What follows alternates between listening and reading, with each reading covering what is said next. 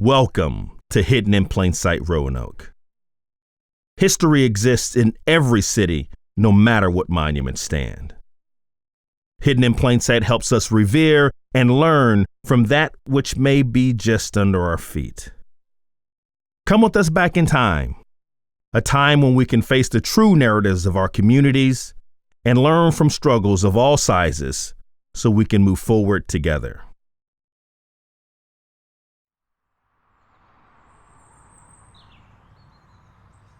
Well before a civic center stood on this land, there were sprawling black neighborhoods, Gainsboro and Northeast Roanoke. In fact, Gainsboro, the village, predates the city of Roanoke itself. For all that it brought in history, it couldn't withstand the combined weight of racism and quote-unquote progress in the 1960s. First, the community of Gainsboro was bisected by the interstate spur of 581. Portions were left further beset by the Civic Center on one side and a bottling plant on the other. But this wasn't simply a neighborhood that couldn't catch a break. This was systemic. There were many names used to tear communities apart and down, such as urban renewal and blight. But the actual system, the bureaucratic name used to connect, fund, and fuel such a complete destruction of what was, had a name: the Commonwealth Project. Such a stately moniker could smooth many a rough edge as decisions strained and bent to be connected to the Commonwealth Project's funds and goodwill. Even on August 26, 1963, when it was decided that the Civic Center everyone wanted would be placed on top of an entire section of a community. One home contained Kathleen Ross, who chose to stay in her home for many years. The city's parking lot had to be built around her until they finally were able to trade her house for 35 parking spaces. Over 1,000 homes were systemically destroyed in the name of the Commonwealth Project. Even in areas where blight had supposedly been raised, black families who had built new homes found their deeds withheld by a housing authority who refused to meet or take their calls. They found it easier to destroy a house whose owner didn't have a deed. The Commonwealth Project allowed egregious decisions to pull federal dollars and hide outcomes under federal and regional needs. If you thought the efforts to destroy communities stopped at the living, let's visit a small cemetery not far from the Civic Center.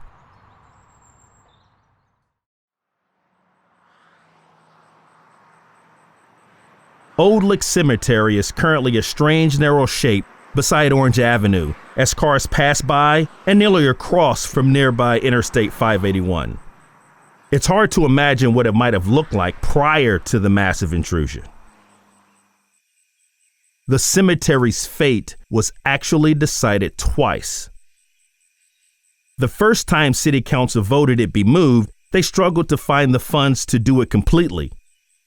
But just months later, they repealed their decision in order to vote to move it again. This time under, you guessed it, the Commonwealth Project, in order to use federal funds allotted for the building of Interstate 581. The movement of hundreds of bodies was no small feat. Funds allowed for the systemic planning of stacking bodies in an organized mass grave, such as this blueprint surmising exactly how to accomplish this grisly, legacy-shattering feat. Look at the signatures there, the blue lines, the approvals and measurements it takes to be a part of such a systemic river of decisions that allow someone to so coldly design, endorse, and accept the mass graves of a people already buried.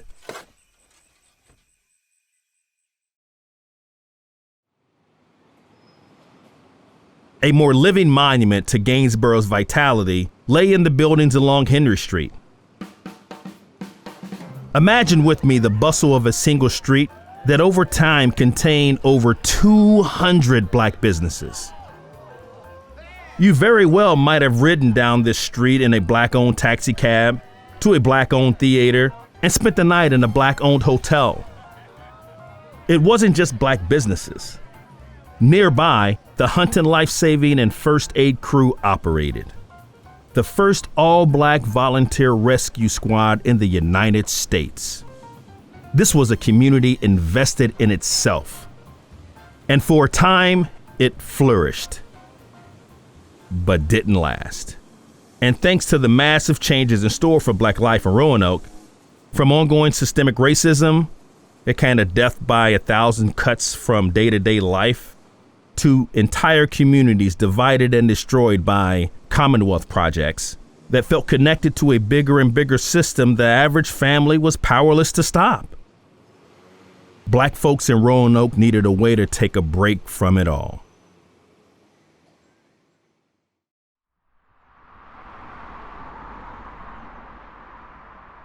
A place to play, a place to relax, a place to escape the heat and the pressures of life in such a divided city. Dreamland was all of those things. Other recreational facilities had limited days or hours to visit for Black residents, if they were allowed or welcomed at all. But for 25 cents a visit, Black locals could enjoy Dreamland all summer from 1936 to 1947.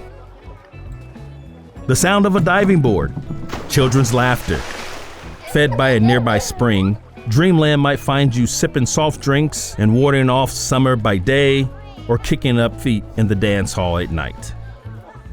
Locals could host meetings in the hall, and the jukebox was spinning songs while you swam and danced. That it existed at all is an enterprising gift from Robert and Ellen Hale to the community, who was not welcome among the natural, organized recreational resources used by white residents in Roanoke. Creating this outlet was crucial to whatever happiness could be gleaned. The waters of Dreamland and other local areas were often filled with joy, despite the systems that oppressed and lingered just outside its gates. The city even began a dump near it and the similarly beloved Royal Gardens. While the widening of what is now Orange Avenue filled in its pool, for a time, Dreamland was as perfect as its name.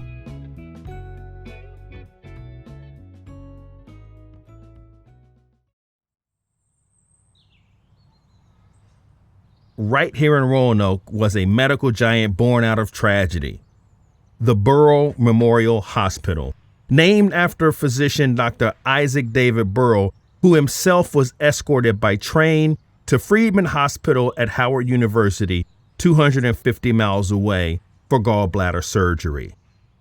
This was in 1914, and during the days of Jim Crow segregation, when Black citizens were not admitted to Roanoke's established hospitals. His death from sepsis served as a catalyst for other Black doctors to lead in creating appropriate spaces to treat and care for sick residents of the Black community. Burrow Memorial was established and would become the first Black hospital to earn full approval of the American Board of Surgeons. The hospital grew from its humble beginnings in a single house to that of a former hotel and then a freestanding building. But inside, it was a pioneering institution that also served as an academic one. Burrow Memorial Hospital would become a lauded academy for Black nurses who would become sought after across the state. By the 1950s and 60s, now operating in the building as viewed from this angle, the hospital was performing nearly 1,000 surgical procedures a year and taking in referrals as far as 80 miles away. The hospital not only provided much needed groundbreaking care for Black families, it provided innovative, interdisciplinary approaches to care, including being the first hospital staff in the nation to have on-site dietitians and social workers. For all of its national and regional acclaim and reach, it was also crucial to the people who struggled in our community.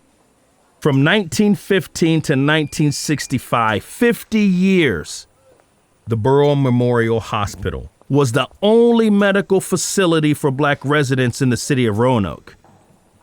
And it all began when white hospitals refused to even treat a black doctor. Our history of taking care of our community, even in the face of adversity, stretched across every need, every resource, and allowed individual families the chance to thrive.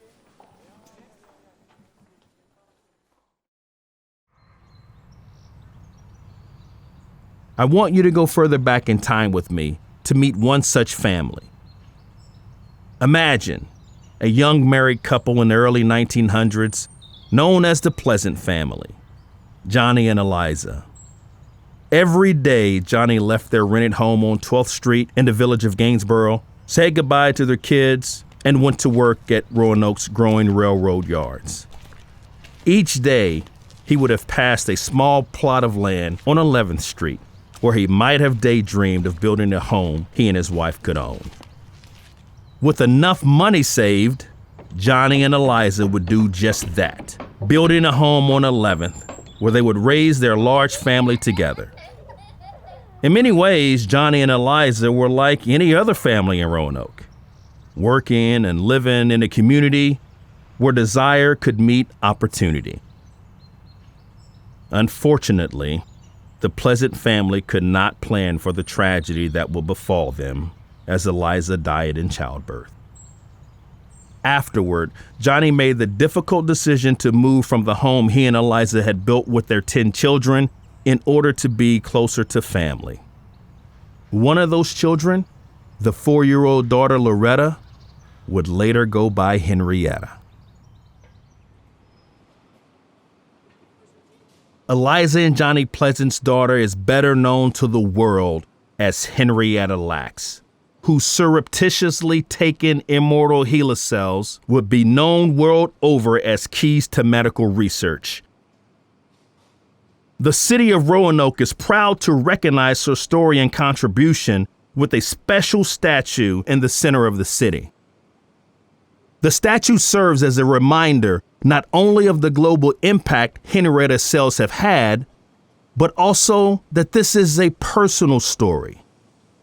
Henrietta's family was like many families in Roanoke, like many in the Commonwealth of Virginia, like many black families who lived, worked, played, healed, buried, and above all, strived against all odds. Like many stories in Roanoke, this is a personal story connected to the globe. History exists in every city, no matter what monuments stand or roads divide. It is up to us to preserve the legacy of those who came before. If we take the time to look back, we can change how we see the city as we visit or commute through it. With help, we can revere and learn from that which is hidden in plain sight.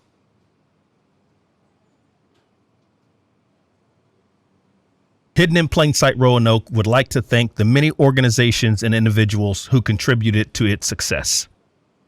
In particular, the City of Roanoke, Appalachian Power, Blue Ridge Cancer Care, American National Bank,